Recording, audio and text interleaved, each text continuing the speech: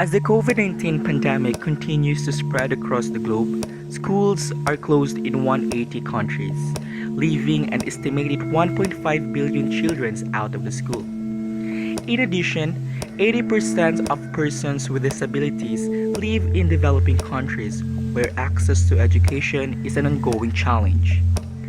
The impact of COVID 19 is likely to be worse for people in lower socioeconomic groups, and children with disabilities face an even greater risk of being left behind. But we can make a difference.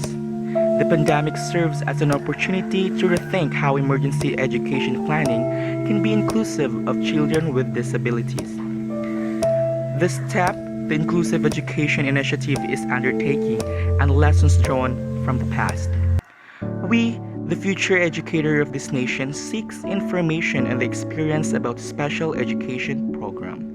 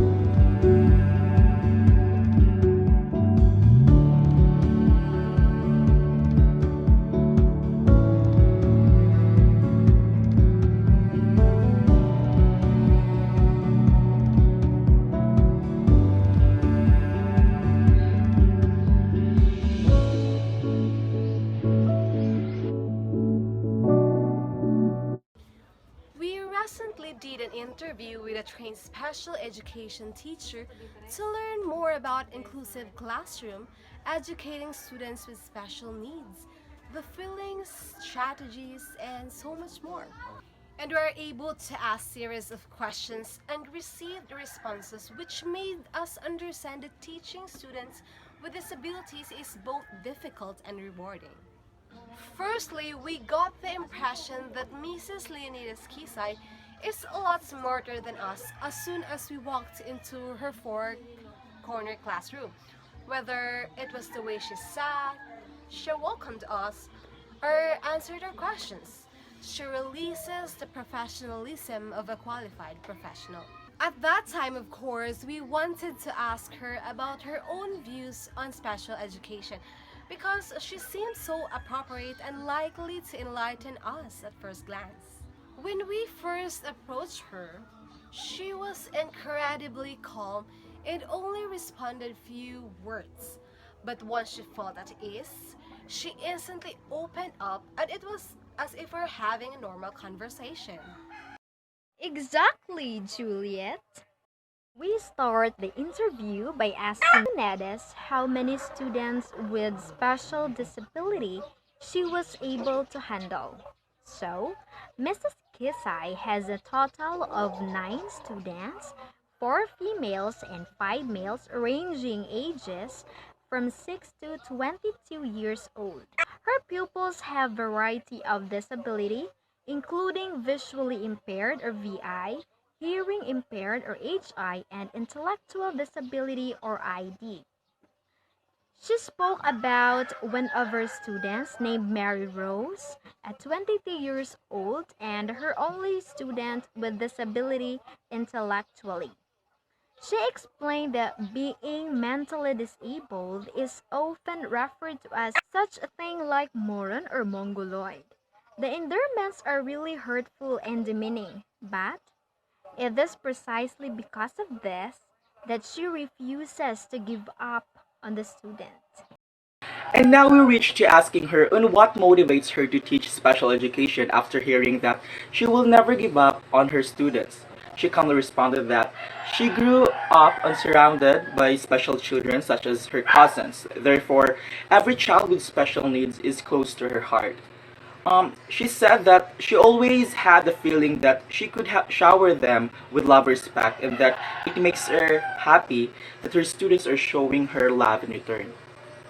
When one of our members wondered about her feelings about teaching special education, she proudly stated that she was very happy, acknowledging that there may have been some gossips about her students behind her back, but she doesn't mind. Rather, she uses it as its motivation to work even harder for her beloved students. Here comes the moment that we felt curious about the flaw of education, educating special needs of students. Will they be placed in an inclusive classroom right away? The respondent said, no. She explained that before a student with special needs can be admitted into an inclusive classroom, he or she must first pass the SPAD class, which has 1 to 3 levels. After level 3, then that's the time for them to enroll into an inclusive classroom. The respondent has explained to us the variety of special education tools and equipment. One of these was the one she had proudly demonstrated to us, which was the Braille. And the question is, do you know what Braille is? Braille? I think it's a boundary in a trail. Boundary in a trail. Braille? Ano siguro na? Braille? The only Braille I know is my neighbor, Braille Stone. She explained that Braille is a system of rose dots that can be read with fingers by the people who are visually impaired. She added that the Braille is not a language, but rather a code that which many languages can be written and read. And it was fascinating to see one for the first time. One of our members asked a concern about her methods, strategies, and classroom management after we spoke about the tools and equipment. Regarding with the strategies, she implies that it is the reality that students with special needs are not fast in coping up in learning. Sometimes they may learn, but in the next day, they will forget what they had learned. So what she will do is to make one lesson per week and also do repetitions of the lesson. She doesn't care about the time or what others say to her. What is important to her is that students will learn. Greeting them individually will help the students feel loved, she said. She added that she always uses sign language whenever she is talking because she has students with hearing impairment. For the classroom management, she responded that the seating arrangement is very important. She said that the arrangement should suit every child's needs or disabilities.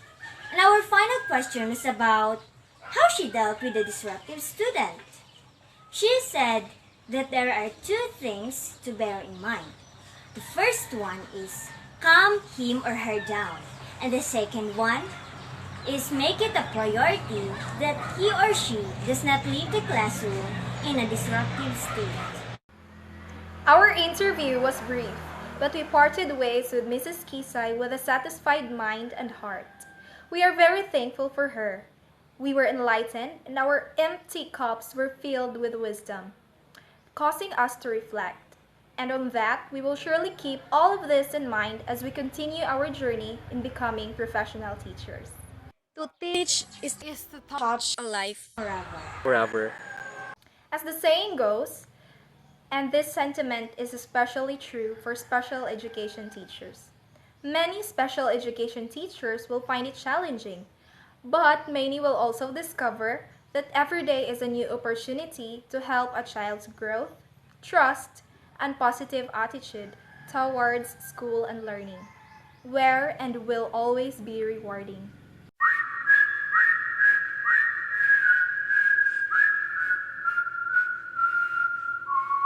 Girl, just let your hair down. Let's paint the whole town. Life is our playground, yeah. But I'm not a kid no more, so I must open doors and make you feel like the lady you are. My mama raised me to be classy, not flashy. I'm happy to please you.